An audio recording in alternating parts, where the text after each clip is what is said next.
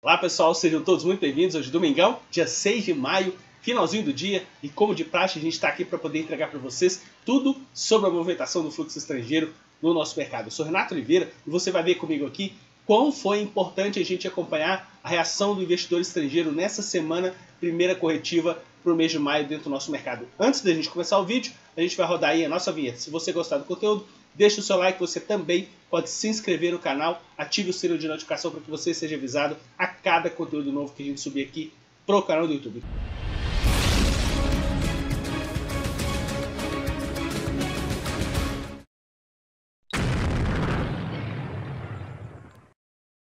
Como vocês já viram na abertura do vídeo, pessoal, dá só uma olhada como que está o comportamento aí do fluxo estrangeiro em termos de números. Aqui que a gente vai apresentar para vocês 443 milhões em vendas somente no pregão do dia 2. Lembrando que essa informação veio do site da B3, é disponibilizada para a gente com 2 dias úteis de atraso, ou seja, pregão de sexta-feira foi 4, a gente tem essa informação do dia 2. Então, somente no pregão de quarta-feira, eles venderam aí no nosso mercado 443 milhões, e se a gente verificar, o Ibovespa teve uma queda de 1,82 no pregão de quarta-feira. A gente que também acompanha o fluxo por parte dos corretores estrangeiros que atuam no nosso mercado, conseguiu perceber essa movimentação vendedora que eles tiveram nos nossos ativos. Agora, olha que interessante, pessoal. Aqui a gente vai comentar aqui com vocês, exatamente, a gente movimentou no segmento Bovespa, somente no pregão de quarta-feira, 23 bilhões de reais. E dá só uma olhada que o investidor estrangeiro, ele entrou com uma ponta compradora de 8 bilhões e 700 e uma ponta vendedora de 9 bilhões e 100, que deu aí esse acumulado vendedor de 400 milhões que a gente está vendo. Agora, dá uma olhada, pessoal, nessa bagatela. Se a gente somar 8.700 de compra mais 9.100 de venda, a gente vai ter aí praticamente 17 bilhões de reais negociados pelo investidor estrangeiro diante de um volume total do dia de 23. Ou seja, a gente verificou aqui, ó, 37% de compra e 39% de venda. Ou seja, mais de 76% de volume negociado no pregão de quarta-feira foi por parte do investidor estrangeiro. Isso é 3/4 do volume do nosso mercado. E diante disso, eu vou passar aqui para vocês exatamente o comportamento do investidor estrangeiro. Pessoal, dá só uma olhada aqui, como que eles estão sempre aumentando aí o volume dentro do nosso mercado. Desde o ano de 2010 a gente fez aqui. Olha que interessante, pessoal. Quem está achando que o investidor estrangeiro simplesmente está largando o nosso mercado por algum motivo, está muito enganado. Dá só uma olhada aqui, a gente tem aqui esse estudo desde 2010, ou seja, os últimos praticamente 8 anos. Em 2010, eles movimentavam de base mensal do nosso mercado, não chegava a 100 bilhões de reais. Até a metade de 2011, a gente estava mais ou menos nesse patamar. De 2011 até o início de 2016, eles já pularam uma movimentação mensal de 150 bilhões de reais, mais ou menos aí uma média. E se a gente verificar aqui, a gente tem até uma média aqui vermelha, a gente consegue perceber essa média ascendente. E se a gente verificar aqui, pessoal, de 2016 para cá, olha a quantidade de meses que eles estão ultrapassando 200 bilhões de reais de negócios no nosso mercado. A gente teve, inclusive, aí, no mês passado, mês de abril, praticamente aí, quase 250 bilhões de reais de negociações por parte do fluxo do investidor estrangeiro no nosso mercado. Então, para quem acha que não prestar atenção no investidor estrangeiro, principalmente o que eles não estão fazendo aí no nosso mercado, eu vou sentir muito, só que é muito importante você ficar atento em quem manda e quem tem base estatística para isso que a gente comenta com vocês aqui no conteúdo do canal. Por que é uma base estatística, pessoal? A gente acompanha o fluxo oficial, mas a gente acompanha também o fluxo por parte das corretoras estrangeiras que atuam no nosso mercado. E se a gente verificar, dá só uma olhada, a gente já vai direto para a nossa tela de projeção de lucro ou prejuízo, já que a gente não mostrou na semana passada, eu tento fazer um vídeo mais rápido, mas às vezes eu não consigo. Dá só uma olhada, pessoal, eles tiveram aqui no nosso mercado mais uma semana, eles tiveram uma projeção de quê, pessoal? De lucro. Dá só uma olhada aqui, mais de 18 milhões no nosso mercado à vista. A gente não está considerando nem mercado futuro em relação ao ambiente do índice futuro e também do dólar, que é o que a gente acompanha aqui no conteúdo do canal. Olha a quantidade de semanas que eles são ganhadores.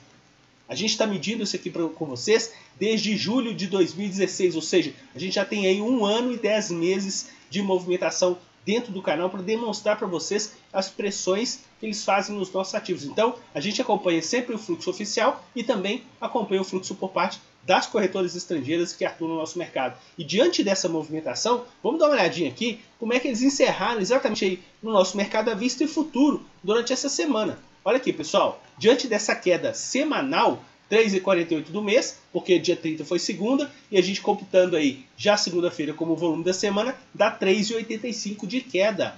E eles venderam 270 milhões no mercado à vista. E se a gente verificar, mais do que esse valor foi somente no pregão de quarta-feira, já que por parte das corretoras estrangeiras, no pregão de quinta e sexta, pessoal, eles venderam o dia todo. Quando chegou no leilão de fechamento, sabe o que eles fizeram? Recompraram tudo.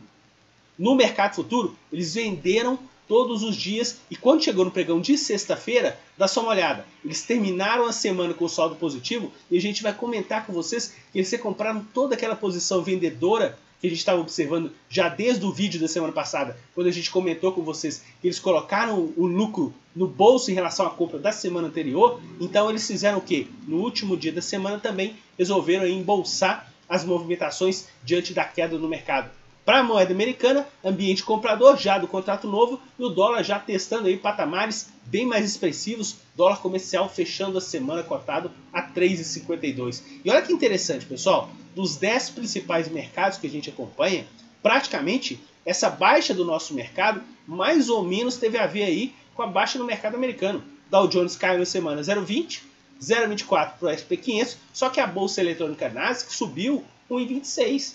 Então a gente teve aqui, ó, Europa positivo e ambiente das bolsas asiáticas predominantemente positivo. A gente teve, pelo mundo, 0,62 de uma alta média, a gente caindo aí 3,85 no nosso mercado, e justamente por parte do fluxo estrangeiro que nessa semana simplesmente saiu fora, e a gente consegue demonstrar com vocês aqui diante dos nossos índices. A gente acompanha os 23 disponibilizados pela B3 e eles venderam a grande maioria deles. E olha os índices que eles não venderam, pessoal. Primeiro índice aqui, índice de materiais básicos. E a gente vai demonstrar para vocês aqui no nosso vídeo como que eles têm aí essa ponta compradora nesse índice do nosso mercado e que a gente conseguiu perceber que esse índice fechou aí a semana com ambiente de valorização. Assim como o índice BDRX, que são as ADRs do mercado americano, empresas americanas que são negociadas aqui pela Bovespa, só que o nível de liquidez, pessoal, é horroroso. Simplesmente não tem condição realmente de você fazer um ambiente trading dentro das BDRs, ou seja, das empresas Apple, Microsoft, Google. Você tem condição de negociar pelo mercado brasileiro, só que realmente a liquidez compromete muito aí o interesse do investidor por essas empresas dentro do nosso mercado. Então, vamos prosseguir aqui no vídeo. Em relação à eficiência, olha aqui, pessoal, simplesmente eles tiveram aqui somente 2 índices que eles tiveram projeção de prejuízo. Grande maioria deles projeção de lucro. Nosso Ibovespa com a 6ª melhor performance da semana, com uma projeção aí, como a gente viu, de 18 milhões de reais. E eles tiveram aí uma ponta o quê, pessoal? Vendedora. E é isso que a gente está demonstrando para vocês. A gente deixou aqui marcado para vocês o índice de dividendos, que teve aqui um índice que a gente estava acompanhando daqueles que não são tão amplos, que tiveram o quê? Uma maior projeção de lucro, de 21 milhões, e eles atuando aí com 472 milhões de ponta vendedora. A gente já vai partir para esse índice para comentar aqui com vocês que o índice de dividendos, pessoal, ele é composto por setor bancário, ele também é composto por ações que a gente também percebe essa movimentação no índice Bovespa. E olha aqui, o carro-chefe da semana de ponta vendedora nesse índice. As ações do Banco Itaú caíram 8%, Itaúsa caiu 10%, ponta vendedora de uma e de outra. E lembrando que o vídeo da semana passada, a gente tinha comentado com vocês que Itaúsa chegou a subir quase 4% no nosso mercado e eles terminaram com uma ponta vendedora de mais de 80 milhões. E é interessante a gente saber essa expertise que eles têm. Ou seja, o ativo estava subindo na semana passada e eles já estavam aproveitando para colocar o quê, pessoal? Lucro no bolso. Isso eles são muito expertos em fazer dentro do nosso mercado. E na outra ponta, pessoal, a gente teve aqui só exatamente as ações da Comgás, que teve aí uma alta de 1,18, e como a gente viu, quando a gente sai de ativos do índice Bovespa, a gente tem aqui um fluxo bem pequeno em relação a essas empresas, e a gente teve aqui 343 mil reais de ponta compradora por parte deles aí dentro desse ativo para o nosso mercado. Então, se a gente comentou aqui com vocês com um índice que não seja amplo, que eles tiveram a maior projeção de lucro, a gente vai verificar aqui no Ibovespa, que está praticamente replicando, só que no caso do Ibovespa, pessoal, a gente teve ainda Petrobras com uma ponta vendedora superior em relação às ações do Banco Itaú e Itaúsa, que a gente viu lá pelo outro índice. E a gente teve aqui também uma semana corretiva em relação às ações da companhia no nosso mercado. E olha aqui na ponta compradora, pessoal, olha o carro-chefe da semana, as ações de Vale, 181 milhões, 2,79 de alta. Lembrando que essas cotações aqui referem-se ao fechamento do aftermarket do pregão de sexta-feira. Então a gente consegue perceber aqui claramente que eles estão com essa ponta compradora de Vale, já não é de hoje que a gente está comentando com vocês aqui no conteúdo do canal, e isso também a gente vai conseguir demonstrar para vocês no índice de materiais básicos, que a gente realmente também reflete as ações de Vale dentro desse índice. E aqui a gente teve aqui, o destaque da semana foi exatamente as ações da Eletrobras, alta aí de mais de 4%. E pessoal, dá só uma olhada no vídeo da semana passada que a gente comentou com vocês no índice do setor elétrico, ou seja, utilidade pública. A gente teve como destaque da semana de ponta compradora as ações da Eletropaulo com mais de 15% de alta, e também a gente tinha as ações de Eletrobras com uma ponta também de valorização, e nessa semana a Eletrobras sendo um destaque do Ibovespa, e no caso também de Eletropaulo também subindo um pouco mais de 2% aí dentro do nosso mercado. Então, para a gente continuar aqui o nosso vídeo, a gente vai demonstrar aqui para vocês, pessoal, exatamente aquelas posições que a gente avalia com vocês em relação à movimentação das últimas semanas nos nossos índices. A gente conseguiu aqui interromper praticamente aquelas 3 semanas de ponta compradora por parte das corretoras estrangeiras no Ibovespa. Essa semana foi corretiva, e dá só uma olhada, pessoal, nos índices que não são tão amplos que a gente acompanha com vocês. Olha aqui que eles tiveram índice de dividendos, exatamente aí uma ponta vendedora bem expressiva, também composto por ações do setor bancário. Então a gente teve aqui, olha o setor de materiais básicos, pessoal, ponta compradora. E é isso que a gente verifica, a gente está aqui, sempre a gente vai colocar com vocês as últimas 4 semanas, que aí vocês dão aí já o refresh do último mês, quer dizer, curtíssimo prazo, para que vocês tenham aí mais ou menos uma noção. E olha onde que eles estão saindo dos índices que não são amplos no nosso mercado. Índice imobiliário, e também, se a gente verificar aqui, pessoal, índice de small caps. Olha que interessante, geralmente eles costumam sair em empresas que não têm tanta liquidez para não causar muito impacto no mercado. E depois sim, saem em ativos de peso, conforme a gente verificou hoje, que no setor bancário essa semana eles simplesmente encerraram as posições, principalmente aí no Banco Itaú. Engraçado que o ativo teve aí uma divulgação de resultado financeiro na semana e simplesmente o mercado não está nem aí em relação à visão de curto prazo. A gente até comenta, visão de curto prazo para balanço, pessoal, não é considerado para o mercado financeiro. O balanço é interessante para que você tenha posições de longo prazo, para que você avalie a situação financeira da empresa, para que você torne sócio e participe do negócio da empresa dentro do mercado financeiro. E se a gente verificar aqui, vamos fazer aqui esse totalizador também por esses setores. Olha que interessante, a gente tem aqui o índice de dividendos diante daquela venda expressiva, já pulou para negativo nesse saldo dessas 4 semanas. Índice imobiliário e índice de small cap liderando aí ponta vendedora. Exatamente aqui o índice de materiais básicos liderando uma ponta compradora, conforme a gente está percebendo aí. Essa semana, setor de siderurgia subindo, Vale subindo, enquanto o nosso mercado simplesmente derretia. E olha que interessante, a partir de amanhã a gente sai com uma nova carteira teórica quadrimestral do Ibovespa. Eu vou demonstrar aqui para vocês. Olha que interessante, pessoal. A gente tem aqui exatamente, olha o peso dos ativos que fazem parte do Ibovespa. Olha quem está agora com maior proporção de peso dentro do nosso mercado. As ações de Vale. Vale agora, a partir do pregão de amanhã, 11% de peso na carteira do nosso índice. Seguida por Itaú com 10%, Bradesco com 7%.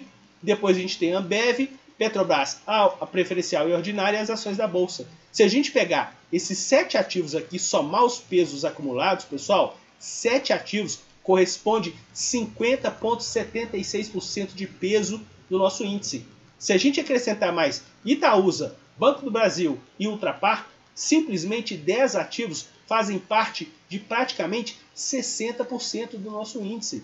Ou seja, para quem é novo no mercado e não entende muito essa metodologia, caso o índice suba 1% no dia, praticamente 0,6 está vindo dessas empresas aqui que fazem parte do Ibovespa.